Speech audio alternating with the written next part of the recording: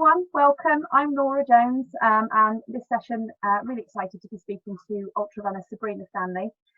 Sabrina had a super successful 2019, winning the 100 miler, Cool Jewel 50 miler, Never Summer 100k, and then topped it all off with the Grand Raid 170k on Reunion Island. First American, not only to place, but to win, and that's not even the full list, so amazing accolades. Sabrina runs for Muir Energy, Crank Naturals and Michael David Winery, and together with her partner Avery Collins runs the coaching business Power Couple Coaching. She's 29, lives in Silverton, Colorado. Sabrina, thanks so much for joining us. Oh, thank you for inviting me. I'm so excited to talk to you. Yeah, I can't wait. Really excited. So before we get into sort of the nuts and bolts, perhaps you could just talk a little bit of your background, where you grew up and sort of how your running started. Yeah, so I grew up in Washington State, so the far northwest corner of America. And I was always involved in team sports like basketball, softball, volleyball, all through my childhood and high school. Got into college, and I went to just a little local college, did 2 years there, and I started running in high school just as a hobby. Then in college, I started doing it again. I kind of fell off and started doing it again to lose some weight, and just kind of in high school I loved it, and when I came back to it in college, I was really oh, this is where I'm supposed to be. This is what I'm supposed to be doing. So I started doing road marathons, and I kind of traveled around for 2 to 3 years, in the States mainly. But I ended up in Colorado, and that's where I discovered trail running, and that just opened an entire new world to me, and I fell in love with it and wanted to just dedicate everything I could to that community. Oh, it's interesting that you started on the roads then. I didn't know that. So that's where you started out. Yeah, I was my fastest, I feel like once I got into trail running, I learned how to train. When I was training for road, I was just kind of probably doing 75% of the runs, and I didn't really know what I was doing. So my marathon PR is 3:41, which knowing some of my ultra times, yeah. I think if I went back and did a road marathon, I could demolish that. But yeah, my marathon PR is 3:41, which is kind of I think I probably ran a faster marathon in a 100-mile race. Yeah. But you know what I mean? It's just kind of crazy to think about that.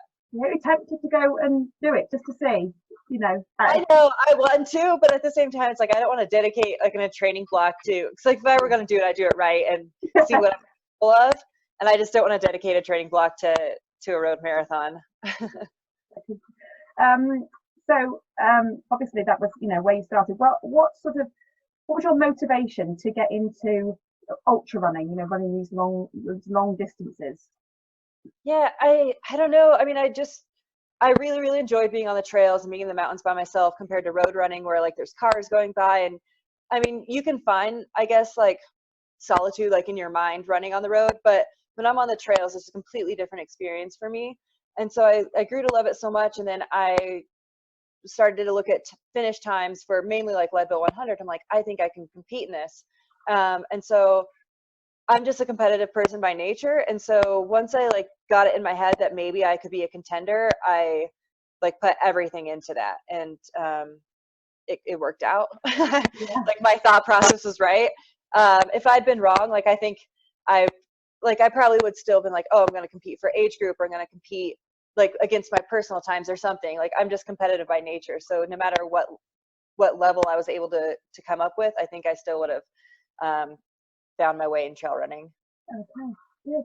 And sort of in life in general, not just in the races, but what do you feel you gain from being an ultra runner? In life in general. Oh man, it's kind of crazy because yesterday and today, my boyfriend and I went on this incredible run, and just every time we go out, this is our life. You're able to look around, and I'm so thankful, and I know how lucky I am because I worked at a 9-to-5 job that I hated, with every cell in my entire body. So to go from that to where I am now, where I'm excited for every day as opposed to dreading going to bed because you didn't want to wake up and go to work. Just the trail, what the trail has brought me is something.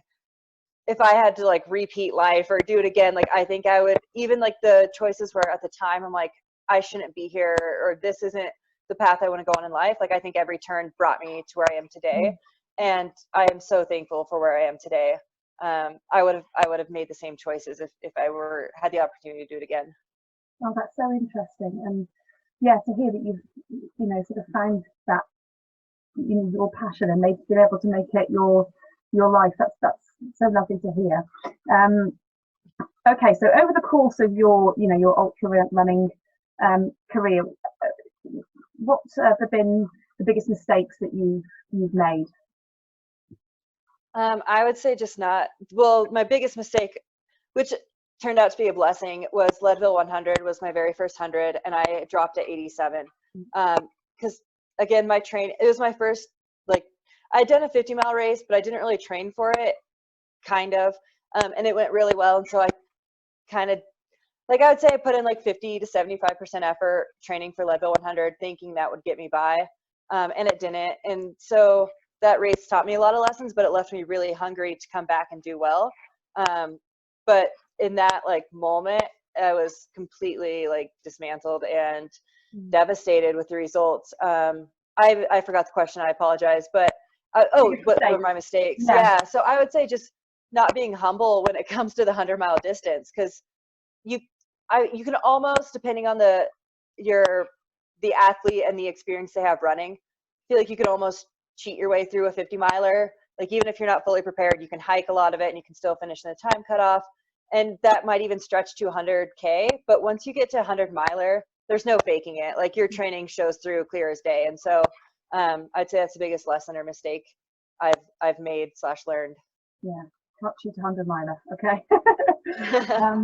And do you find that ultra running has affected the way you tackle, other areas of your life, challenges and things in other aspects of your life?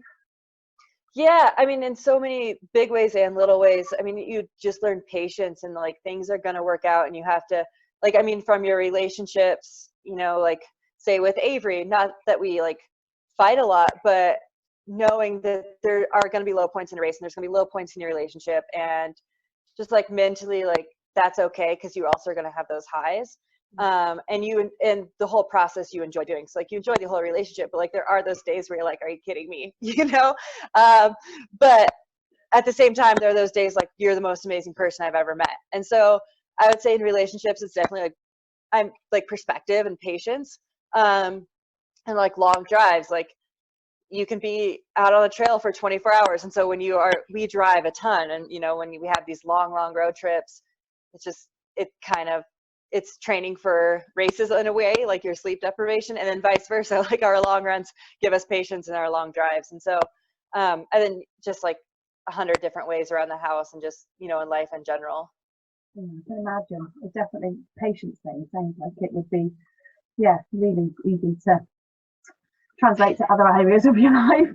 Do you have a favourite race distance? Is 100 miles your favourite, or? I would say so, yeah. I feel like that's where I excel most. I really enjoy running through the night. There's just something so peaceful and like therapeutic about it.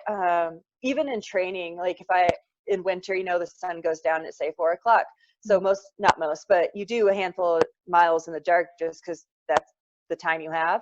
And there's just something really special, I think, about running in the dark that I appreciate. 100K is a lot of fun too. I'd say it's my second favorite, just because you feel like you did an ultra and you feel like you really accomplished something, but you can still like go home and get a good night's rest that night. Yeah. Depending on the 100K, obviously. But yeah, I'd say definitely 100-miler is my favorite.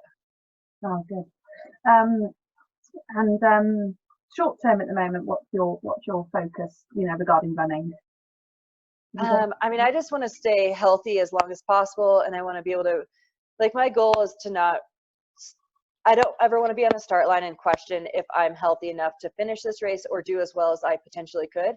So every time I'm on the start line, I want to know that I'm in top form, and like, my goal is to win. It's not to just have a good.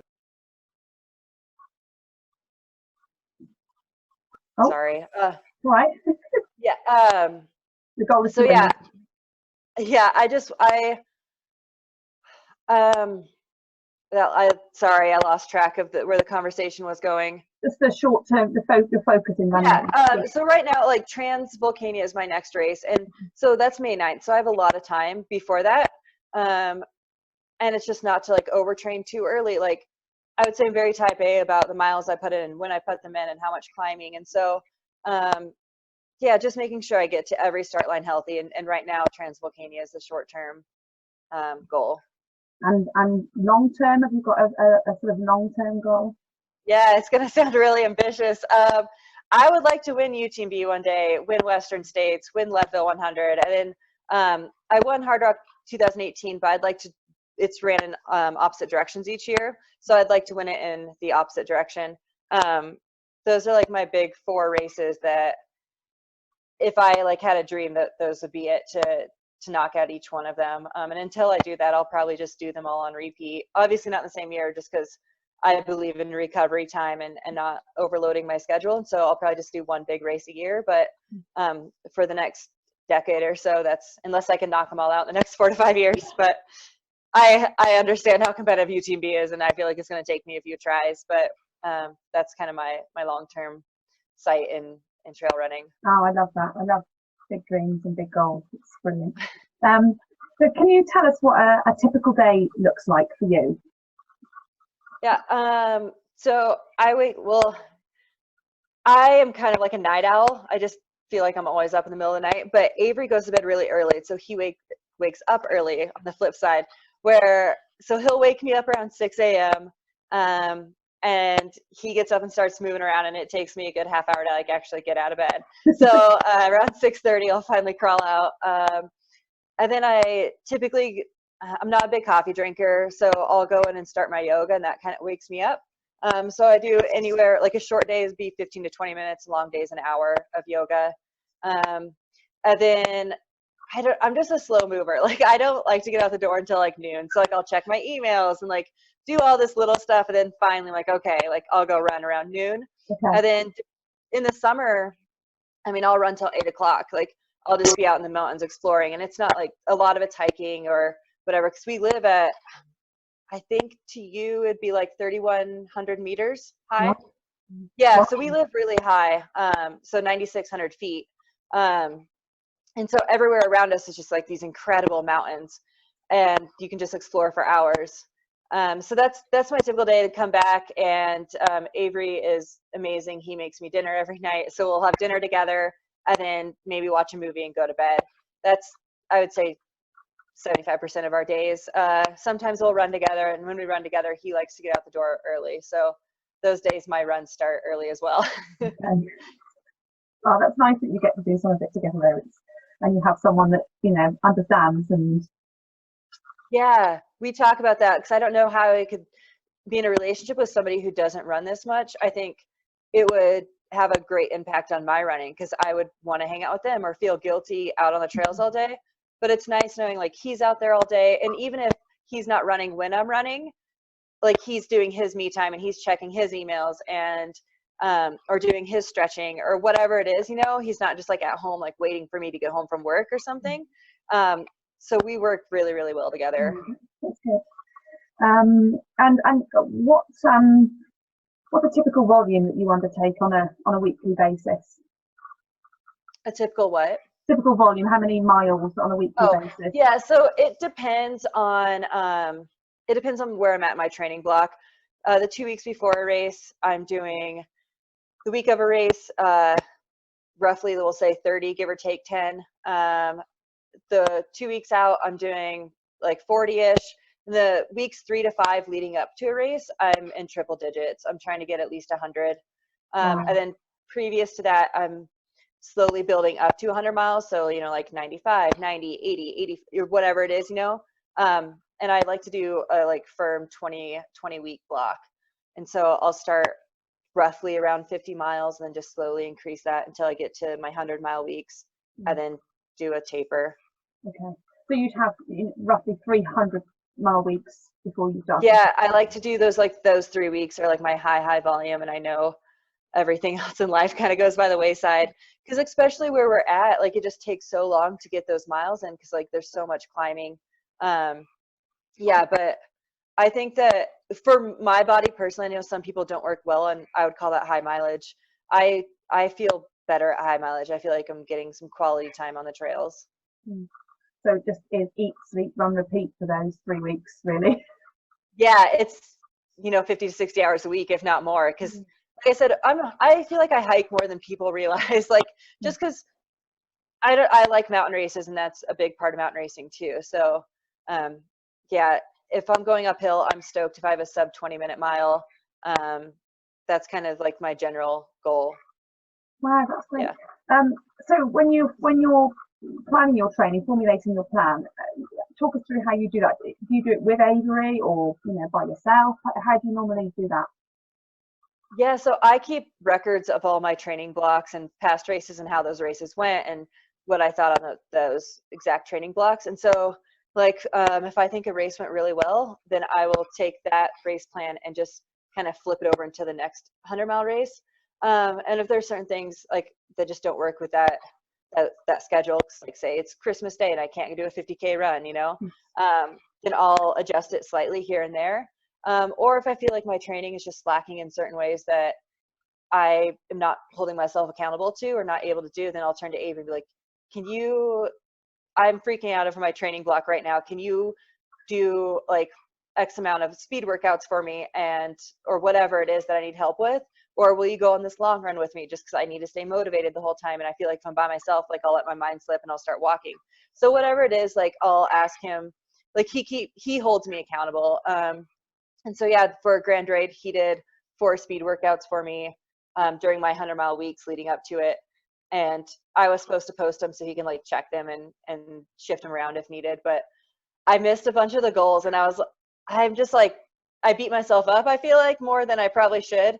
So I didn't post him or show him any of the workouts that I did because I missed his goals and I didn't want him to know like how poor I did.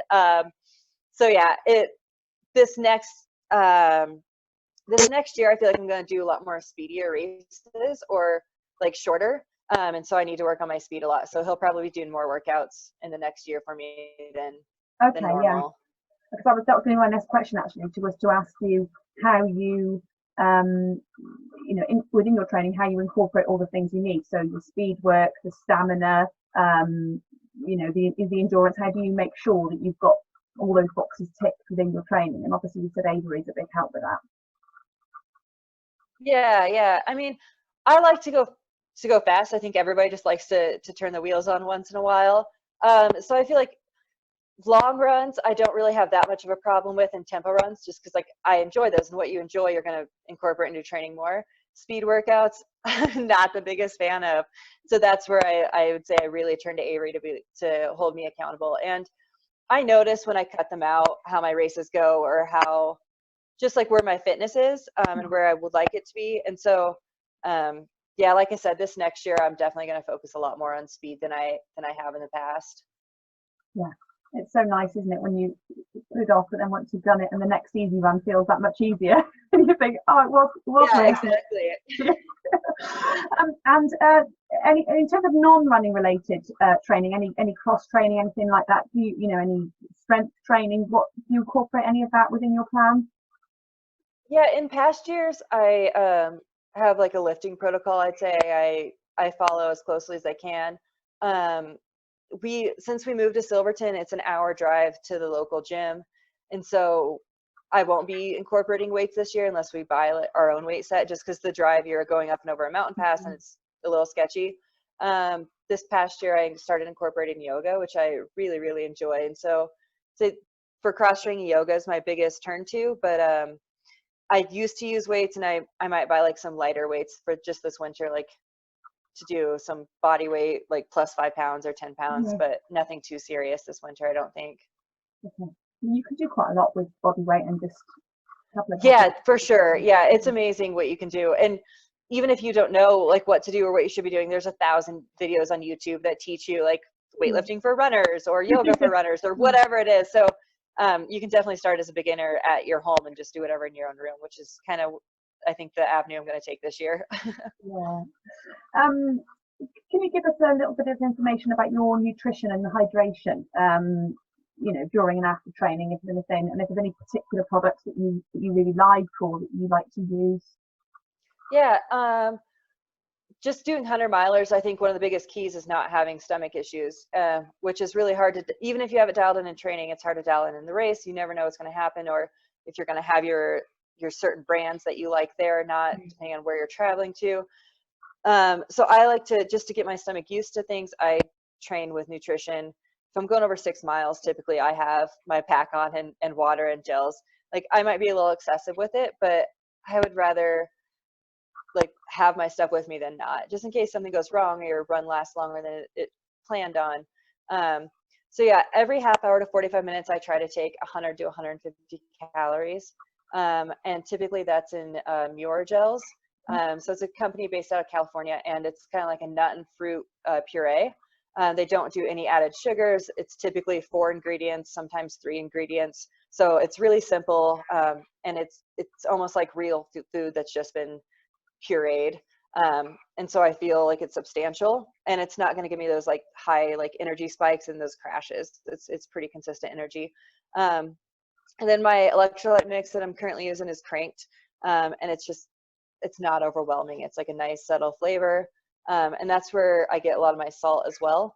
And I take salt tabs and then caffeine tabs and whatever, depending on the length of the race.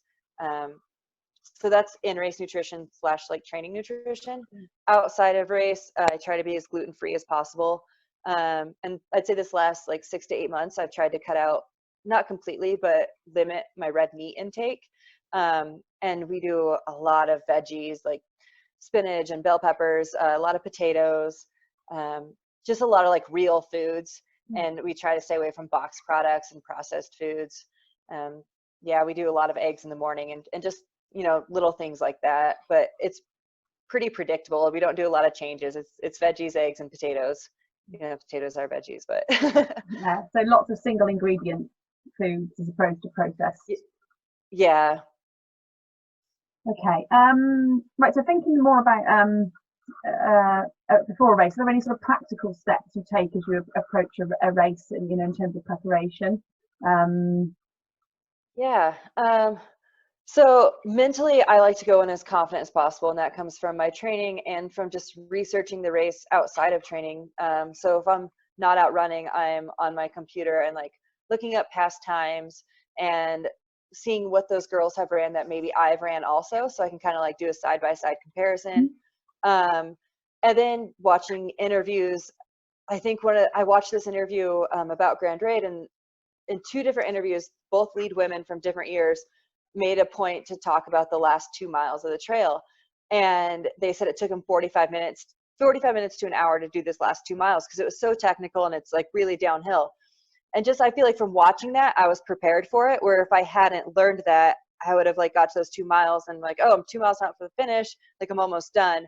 But instead you're like, okay, I still have an hour left. Let's see how fast I can make this hour go by. So just like learning about the race, especially if you can't get on the course beforehand, and just having as much knowledge as you can going into a race, I think really helps me get to the start line feeling confident. Just out of interest, how long did those last 2 miles take you? I don't know, but when I started them, I said, I'm going to do this faster than 45 minutes. Like, that was my goal. And I know from the top of so there's an aid station at the top before you start this descent. I had a half-hour lead on the next female. And when I finished that descent, I had an hour, 16-minute lead. So wow. I was trying to go as fast as possible. I don't know what those like 2 miles, I haven't looked at my splits from like the official race website, but I feel like I ran it fast. I would say it might be, I don't know, I'd have to look at my splits, but I would like to think I did it in like less than 45 minutes. Actually, that was one of the things that I was going to ask you about downhill. You're known for your, being really strong on the downhill. Is there anything specific that you do in your training, to help you get that proficient at downhill running? Yeah, I think, I think there's a ton of different factors. One, I think I'm just like blessed with like these really big thighs that help me like run fast. Like I just have quads for it. But at the same time, I do so much uphill work, and here like you have to do downhill to do that as well. So I feel like my miles uphill are a lot slower. And once you like finally reach the top, you're like, okay, I can actually run now. And so when I get to the downhill section, I like to like go as fast as I can or close to that. And so, yeah, I think it's just lots and lots of practice and like mountain running. And again, I know I've brought up Avery a lot, but when I started running with him, just following like his foot patterns when he runs downhill or even uphill, like where he's planting his feet and how he's planting them, and just watching. I think he's a very graceful runner, and I would say I'm not a graceful person and just in life in general.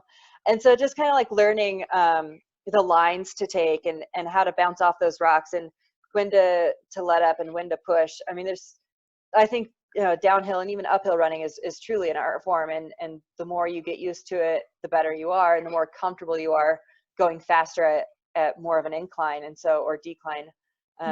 So that was going to be my next question. Was to ask whether you had any tips about, you know, downhill running technique. So a good one would be to find someone that you can run behind and yeah, somebody that you feel is a great runner or is at least better than you, so you can like, I mean, you get better by training with people that are better than you. So yeah, I know it's a simple answer, but I'd say practice, just practice. And even if you don't have somebody to run with, like watching YouTube videos, because there's 1,000 YouTube videos out there of really great runners and like GoPros behind them, and just watching their footfalls, you know. Because I would say before I met Avery, my running form was 1,000% different than it is now. Yeah.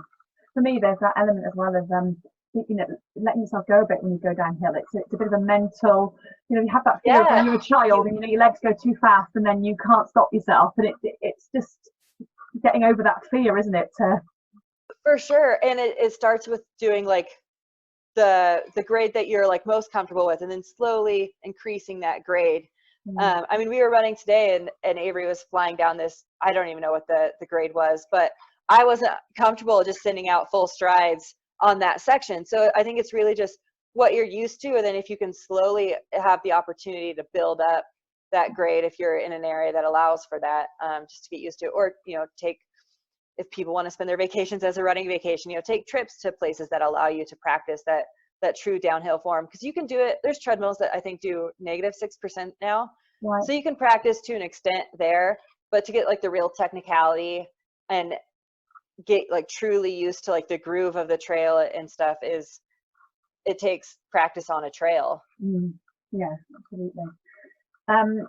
You mentioned before that you took your recovery very seriously, and you know the apart from obviously, you know, not running and making sure you get good sleep, is there anything else that you do that, you know, to ensure that you recover well after a race? Yeah, so like you said, I don't, for every 10 miles I run, I take a day off of rest. And if I feel like the race was especially brutal, like Grand Raid, then I'll take more off. So I think I was like 14 or 15 days before I truly started running or even doing anything active post race. And then, you know, just keeping your diet in check. I mean, after 100 miles, I will like splurge for a day or two, but I try not to let it get out of hand to like make it a month, because I mean, it'd be easy to do that, you know, like you haven't had cake in so long and now like you're able to eat as much as you want because you just ran 100 miles. So why not? And so it's just maybe shortening that period of allowance for yourself. And then I think yoga, like just stretching, keeping up on body work like that. Massages, even if you like, I mean, I've only had one real massage in my entire life, but like Avery and I, if like one of us had a particularly hard day or rough run, we'll ask them, can we just do like 20 minutes like on this calf or whatever it is that's like kind of bothering you. And so just like easy things you can do, or even like there's so many self-massage tools now too that are available. Like the R8 is, he uses it more than I do. But yeah, if there's like any like little twinge or issue that's going on, just like addressing it immediately and paying attention to it, I think is key.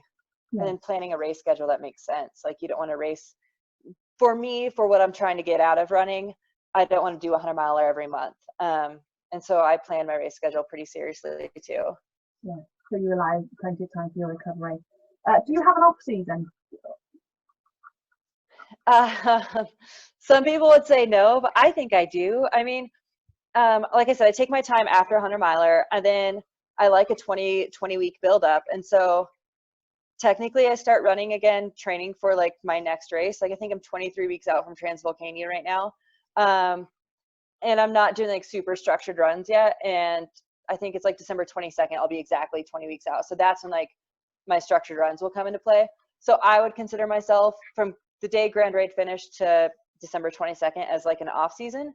But I mean, I still enjoy, like I just enjoy running. And so I'm still going to be out there training, like running, I guess you want to call it training. And I might throw in a 50K just for fun here or there.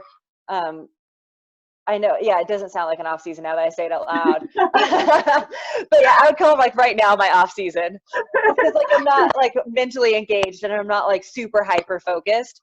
Because like when that 20 weeks hits, then I'm like, that's my only thought, you know, like every day it's like, okay, is my training going as planned? Is my food on point? Is like, should I drink a glass of wine tonight or not? You know, it's like every little action I do, I'm thinking about. Where right now it's like, sure, I'll have a few glasses or whatever it is, you know, that I probably wouldn't allow myself to do in training. So yeah, I understand what you mean. It's an off season. It's not the first thing on your mind. Exactly. Yeah, every minute of the day. Okay. Yeah. When so obviously that, you know, ultra running is a massive mental aspect. What strategies do you use to get you through not just your races, but you know the training as well? You know, what have you found to help you on with the mental challenge of it? Yeah, I mean, that's the aspect I feel like I like most, is just like coming over those hurdles of like, oh, I really don't want to run today. I think getting out for that run. Again, Avery's a huge help with that too, because I know if he's running today, like I should probably be running as well. And if I have a day off, I feel like he would never judge me, but in my mind, I'm like, God, I feel like lazy compared to what he's accomplishing today, you know? So like, I need to get out for my run.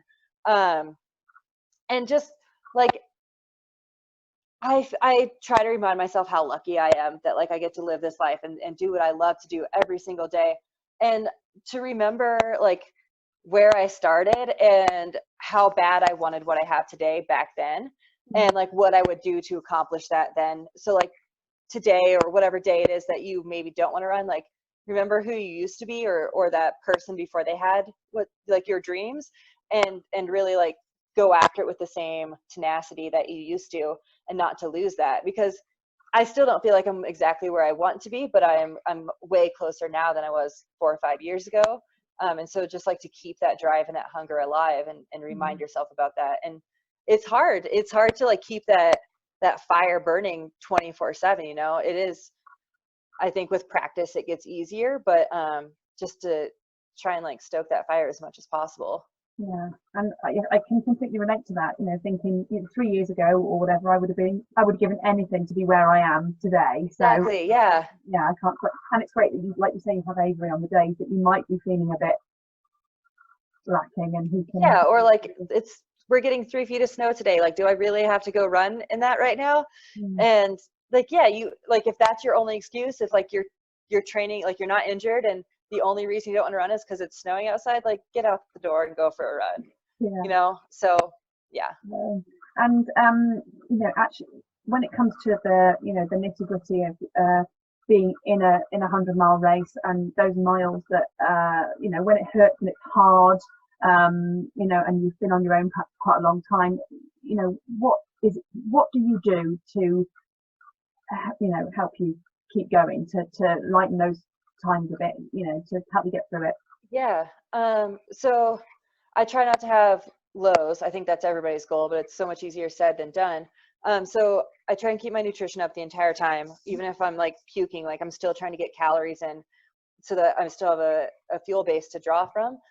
But in those true like low moments, I feel like I have this unhealthy fear that the next female is going to come up and pass me. And so it's so hard for me to like let go. And if I don't, yeah, I mean, I feel like I'm just so terrified of losing if I'm in first, like everything I've worked for to get to that first place position, that I typically, I would say, have my lows at the beginning of a race, and those lows I'm like really patient with, because I'm like, you still have 100K left, or you still have 50 miles left. Like, it's okay.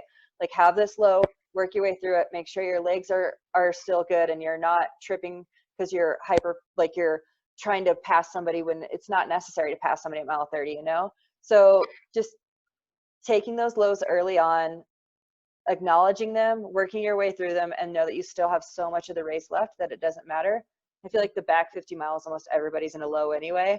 And so if you can just handle those lows better and slow down less, like, you're going to be successful. And so that's, I would say, how I work my way through them, is just talking to myself and like being patient and staying in the moment and aware of what's going on and not overreacting. Yeah, quite. Yeah, I suppose, like you say, it's all relative, isn't it? A low that you have at mile Right. 90 or whatever. Yeah, I mean, I feel like everybody's hitting lows then, so it's just Yeah. it's your reaction to it and like mentally pushing through that low. Yeah, and it's interesting to hear that you know, it's the competitiveness in you that really drives you on in those, you know, in those latter stages, that keeps you. Yeah, I've just been in a few races where I've worked my way to the front, or I've, like Hard Rock, I had the lead from the gun, and then I get to, like, I don't know, mile 75, and I crashed at mile 75 at Hard Rock so hard. And it's just like that fear of like, I've helped first place for 75 miles and I'm going to lose it in the last quarter of the race, or even the last mile of the race. That is terrifying to me. And I just can't imagine living with that in my head if it did happen, you know? And so I think that drive pushes me on. I mean, because I grew up in sports, and I grew up, and it sounds silly, like showing pigs in 4-H, and I grew up doing a lot of competitive things. And so I've had those losses that are just so destructive to you. And I am terrified of having one again, you know, especially at this level. Maybe it's an unhealthy fear, but yeah, that's what drives me for sure. And I guess as well now, as you're getting more experience, you know, there's that thing of learning what is in you. You know, what you're getting an idea of what you're capable of now, and you know, if you in your next 100-mile race, you'll know what you achieved before, and how you've managed to come through those lows and still succeed. And definitely, you know what I mean. Yeah, I mean, I feel like we've all like had that one race where it just kicked our ass in a way that we didn't see coming. And I think that, you know, that experience, like, oh, I'll never be that low again. And the same thing with life. Like, you've had those, I don't know, relationships or jobs or whatever it is that like were such a low point in your life, and you'll know like it'll never be that bad again. And so I think that's kind of what pushes me on in my race, is like, I've made it through this. Like, I can definitely make it through whatever's happening now. And the further I get in my career, like when I first started, it was doing it for myself and like, what can I accomplish? And now, I mean, it's still kind of that way, but now like, I feel like I'm from a very small town. I feel like a lot more of them are like, oh, wow, she's like accomplishing something. And now they're watching me. So now I have like this other expectation, like not only my own expectations, but I have my families and my friends. And I know it's corny, but like, I'd like to make my hometown proud, you know? And so I have all these other expectations, real or not, or like in my head, that I want to live up to and like make them proud also. Yeah, so like when I was in Grand Raid, I was in 5th for so long, and I was like calculating in my head what time it was back home, and like when they were going to be waking up and logging onto their computers. And I wanted them to wake up and be like, when we went to bed, she was in 5th, and when we woke up, she was in 1st. And like, I just want, not only for myself, but I want my parents and, you know, my hometown to be proud as well. Yeah, I can completely relate to that. I've got 3 little girls, and a lot of what I do is I'm thinking all the time, Exactly. just want them to be proud of mummy. For sure. Yeah. Is there anybody, you know, within ultra running community, is there anybody that's really influenced you or really inspires you, or you know, any books that have particularly, you know, been of help to you when you've been on your journey, anything like that? Yeah, so I met this guy randomly when I was working in Alaska, and he was a 50-mile runner from Colorado, and he like talked up Colorado like this is an amazing place, and it's one of the main reasons a girlfriend and I moved to Colorado. And then he also recommended this book called Lore of Running, and so I ordered it. We were like in this middle of nowhere remote lodge in Alaska, and so I read it all summer, like cover to cover, and that's when I first like truly got into ultra running's a thing. And then like Ann Trayson kept coming up over and over in this book, and then the Leadville 100 kept coming up. And so like I would say that was kind of a turning point. And then also when I moved to Colorado, I was living in Breckenridge, and just by happenstance, Leadville is less, it's like 45 minutes, if not less, to drive there. And I was like, holy cow, if I'm this close, I might as well just put my name into the lottery and see what happens. And at the time, like I'd only done road marathons, and I'd made when I read Lore of Running and I first heard of Leadville 100, I said, when I'm 40, if I haven't done a 100-miler, like I'm going to do one before I'm 40. And so I was 24, I think, when I put my name into the Leadville lottery. And I was like, well, I might as well get started now. Like, I don't know how long it's going to take for my name to get drawn. And it was drawn the first year. And so then I had to train for it. And yeah, but I would say Lore of Running is like my number one inspiration, or like guided me into the path I'm in right now. Really interesting. Yeah, like you say, just all of a sudden it got really real when you got drawn. Yeah. Well, because I'd only done a road marathon, and so I had a friend who I was actually living in Leadville and had done it twice. He's like, you should probably do a 50-miler. So then I did a 50-miler that February, and like I said, it went pretty well for the training I got in. So then I kind of did Leadville 100 on what I thought was mediocre training looking back. Like it obviously didn't do the job. Yeah. So that was what, 5 years ago, 4 years ago, 5 years ago? So 2015 was my first attempt at Leadville, my first 100-miler. And then I got drawn again the next year and went back with like a vengeance to do it right. And it in 2016 went really, really well. Well, for what I had under my belt at the time. So it's amazing what you've achieved, you know, in such a really a short space of time. You know, it's only what you've achieved. Yeah. It feels really short and then also like really long at the same time. But yeah, I mean, if you look back, I mean, I try and pick like one dominant 100-miler that like my year revolves around. And so really I did Leadville, Western, Hard Rock, and then this year was Grand Raid. So it's really just been like 4 like focused years and like trying to build up as quickly as possible, I guess, but like still like maintaining my recovery and my training and everything. And what made you pick Grand Raid? I was interested in listening to your podcast earlier today. What was it that made you pick to go and do that one? So I had never heard of it until April of last year. So 2018 April, I found out about it. And a girlfriend that I just met that day, she's a girlfriend now, but I just met her, and she was talking about this crazy race called Grand Raid, and it was like a mix of her and Hard Rock, and those were 2 races that I kind of felt I was well suited for. So when she said it was a combination of them plus harder, I was like, sounds like right up my alley. I'm like, oh, like, yeah, and well, it's in the middle of nowhere too. So I'm like, oh, at some point in my running career, like I'll get there. Not really having any goals to do anytime soon. And then this last March, I was looking for a fall, early winter race and came across it. And I was like, oh, it's so close to Hard Rock. Like, should I? Because I like my, training blocks and all that stuff. But I was like, if I'm going to fly all the way out there, I'm not going to do the 100K. Like, I'm going to, even if I'm still wrecked from Hard Rock, like if I'm flying there, I'm going to do the 100-miler. So I signed up for it. And then I think my stars that Hard Rock got canceled, because I don't think the results would have been the same if Hard Rock hadn't been canceled. And I was thinking that mid-race, like some of those climbs and just the length of time you're climbing for, I would still had, I think I maybe would have went top 5, but I had Hard Rock in the legs. It would have been, yeah. And I mean, I had going into Grand Raid, not only a 20-week block, like, cause I was training for Hard Rock. So like I'd started my training block back in like March or February. And so I had all these base miles without running 100. So when I got to Grand Raid, like I was ready. I hadn't like done a full taper since last January, and I was ready to see what was possible. Yeah. And did you know when you entered that an American had never even made the podium, or did you know that?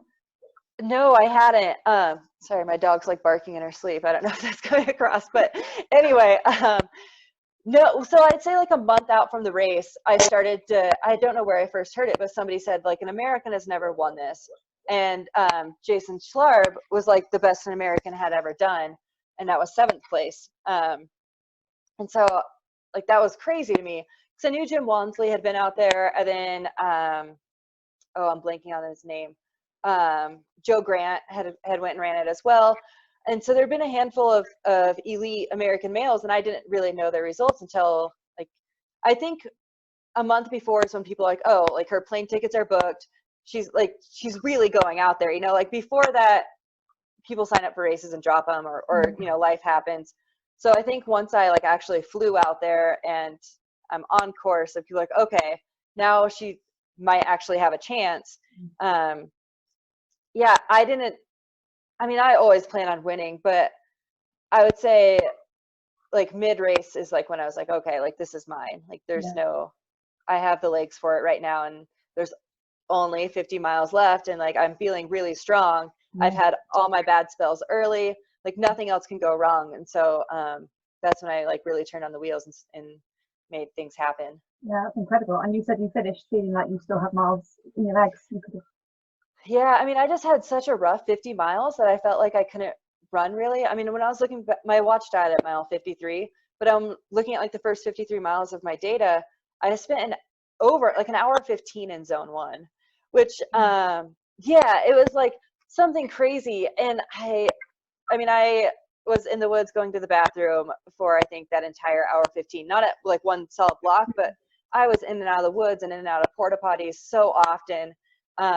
My body just was not having it. I would say like mile 20 to mile 50, even maybe in 100K. It was, I just couldn't get into a rhythm. I couldn't run because like my stomach was so upset. So when I finally got past that, I was like really excited to just be able to run. And I think that's why my legs still felt like, as soon as I stopped, of course they like seized up, and then you feel like all the lactic acid and you're super sore. But if I hadn't stopped at the finish line and the race had been, you know, 50 miles or whatever longer, I truly feel like I would have just increased that lead and ran further. But that's not fair to say either, because the other females paced for 100-miler, you know. I feel like I didn't pace for 100-miler. I paced myself way slower. That's still a phenomenal result. Thank you. Okay.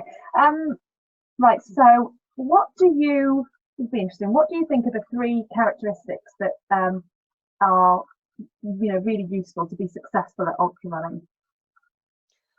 I say, I don't know how to put it into one word, but just the ability to push past pain levels that might feel like a wall, but they're not. Like you can go, your body can be in an incredible amount of pain, and once you go past that wall, then it almost feels normal. So just breaking through those barriers. So I like tenacity, maybe the tenacity to keep going. The mental ability to stay positive, and to like know that even like your lows are a blessing, because then you're going to have that opposite high on the back end. So tenacity, staying positive, and then just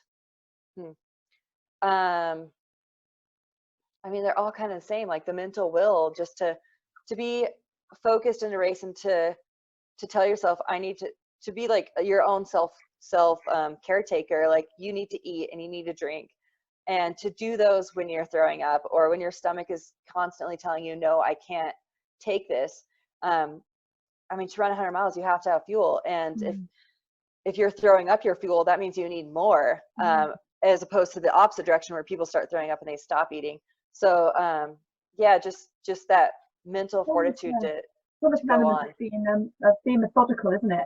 Of you know, making sure that you're taking your fuel, you're taking your hydration, and you know, that keeping that, it's almost that methodical, having that sort of element to your personality as well, that you're able to do that. Well, and then also just like gauging your paces when you're at this like crazy high and you're only at mile 35, to like restrain yourself and say, I can't bomb this descent because I still have 65 miles to go and I need those legs for the later miles. And so just that will to like to monitor your pace nonstop too. It's like when I'm racing, I'm constantly like, where's my hydration? Where's my nutrition? What's my pace? Am I having negative thoughts? Like, how do I fight those off? And so it's just like going through this checklist on repeat for hours and hours, and almost finding like a sick pleasure in that as well, because like you're in so much control. Yeah. And you develop math becomes quite accomplished, doesn't it, as well? I start working out you know, your pace, and you know, all right, I'm 25% of the way through now. Now I'm 3/5 of the way through. Become an excellent mathematician. Yeah, exactly. And like and then also that comes that you mix that in with like knowing the course, like knowing where your climbs and where your descents are and when you should push and when you shouldn't, because you know you have a break coming because you're going to be climbing for a while, and like what muscles you'll be using. And so yeah, it's just constantly just evaluating yourself and where you are in that race and the course and your competitors around you and what your goals are. And yeah, just being aware.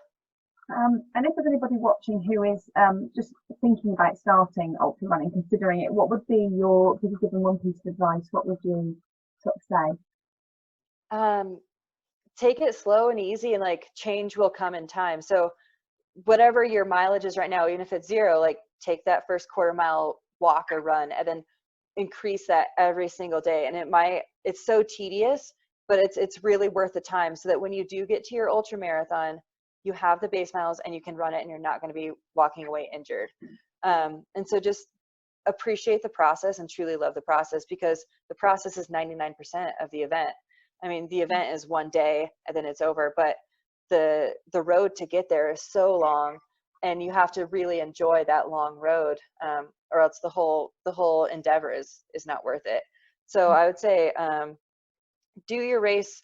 Like, you can have the goal for the race, but your goal should really be to like get there healthy and finish healthy and enjoy the process. Yeah, I remember when I was training for my first marathon, I thought to myself, my only goal was to stand on the start line and know that I'd given my all to training, because I thought whatever happened on the day, then I can't have done any more if I've given it all in training. Exactly. And I mean, if your goal is to run a marathon, like you can sign up today and run a marathon tomorrow, but your goal, I think, should be to be a healthy runner and to do it smartly. And so like, knowledge is power. And I know it's so cliche, but read the books, watch the podcasts, or listen to them, and like take notes of how your body reacts to certain foods or certain mileage or whatever it is. And like you'll be successful if you don't cut any corners, really, is what it comes down to. And similarly, if the people that have perhaps already started their ultra running journey, but they want to sort of go to the next level, is there any particular advice that you'd give them about their training and how they can, how you can make strides in your ultra running, basically? Yeah. So I mean, number one, I would say is like keep track of your mileage. Like, if you're not keeping a notebook or an Excel file or whatever your method is, but if you're not keeping track of your mileage and then how you feel on certain days, or what your weekly mileage is, your monthly mileage, whatever, like start doing that and start analyzing it. And this, 10 minutes a week, really, like come in from your 5-mile run, write down, I did 5 miles and I felt like I was dragging or whatever. And then you can look back and see patterns of, oh, well, I just did 26 miles 2 days earlier. Like, that's probably in relation. But like when you're in that moment in the day, you're just like, oh, I just had a bad 5-mile run. You're not really like relating it to anything else. So yeah, keep a notebook, and if you feel like you're doing every step correctly, like you're doing your tempo runs, your speed runs, your long runs, and your mileage is on point, then I'd say that's when it's time maybe to reach out to a coach and see if they can help you in any other way that maybe you're overlooking. And really analyze your goals too. Like, what I think you have to have an endpoint and know how to get to that endpoint. And sometimes you have a crazy job and you just don't have time to do all that. And so that's another time when like a coach can help you structure everything for you, so you don't have to think about it. Like, they can plan your workouts and they can plan your runs, because you are raising kids and you have a million other things already going on in your life. You can't be your own coach as well. And it was really interesting what you said as well about keeping records. When you then had a successful race, you've got everything written down that you did within that training block, so you can, that's then your starting point for your next, when you're training for your next race. Yeah, you've got your plan, really, because you know what worked last time, and that's what so you're not starting from scratch every time. Well, and when it's on paper, like, there's no denying, like, that's what it is. Where if you just look back, Avery and I were just talking about my training for Hurt, and he's telling me that I did a ton of treadmill runs. And in my mind, I'm like, no, I was outside on the mountain running every day. And he's like, no, I remember dropping you off. And like, you go back to your records, and like, oh, I did do like X, Y, and Z. And like, your mind just, it can trick you in ways like you don't even, like, you can be certain that you did a certain kind of training or you did so many miles, but if it's not on paper and written down, like, it could not be the case. And so just like, it keeps you so much more accountable. Yeah. And like you said, looking for patterns as well. If you know, some days there are runs that should feel easy and they just don't. Right, For whatever exactly. reason, you know. Yeah, that's really interesting. Okay. So looking back at your everything you've accomplished in this, you know, phenomenal journey you've been on, if you could give 3 pieces of advice related to anything to do with ultra running, what would they be? I would say, like, no, don't be vague about it. Like, if you have a goal, write it down and make a plan to get there. If you have a goal, then you are just going through life and not doing anything to accomplish that goal, then it's never going to really, like, it's not going to fall into your lap. You can't have a goal and just hope that life hands it to you. So make changes in your life to accomplish that goal. Don't wait for it to happen. Also, like, time goes by so fast, and so like, it's going to go by regardless if you're going after what you want or not. And so make sure that you're spending your time wisely and not like, you're appreciating it and you're making each day worth it, you know. Don't just be stuck on this like rat race and not have any real plan for the day or the next day or the week or month or whatever. So like, I'm a huge like 1 year, 5 year, 10 year, like where I want to be and how am I going to get there. So yeah. And then a third one, I mean, they're all kind of similar, but just like live in the day and like truly appreciate and be happy with what you have that day. And like, you can work on getting better or having whatever you want the next day and the next day, but just be happy for what you have for today and don't live in the past and don't live in the future, you know. Like, you have to appreciate each little moment, or you're going to look back and wish you had. Yeah, so I'd say those are my 3. A pretty wordy answer, but yeah. No, and I love that so much of it relates to just life. It's, you know, they're good mottos for life as well, aren't they? You know, yeah. Appreciate what you've got in the moment as well. Yeah, and it's so hard. Like, again, like, everything is so easy to say, and then to like say this is what I'm going to do, but you have to practice it every day. Like, I think everybody has like these negative thoughts or bad days or whatever, and so you have to just work your way through them and know the next day is going to be better. But everything happens. Like, it's making you who you are. So just embrace it. Yeah, something one of my favorite things I heard was something about, you know, enjoy the journey, but every now and then don't forget to stop and look at the view. Which yeah, exactly. It's really, you know, is really important that, you know, have these goals, but also every now and then just pause a minute, like you said, look how far you've come and what you've managed to achieve, and I really like that. Sure. Okay, well, I think that just about brings us to the end. Oh, Sabrina, it's been so interesting. Thank you ever so much for giving us your time to talk to us. It's been brilliant.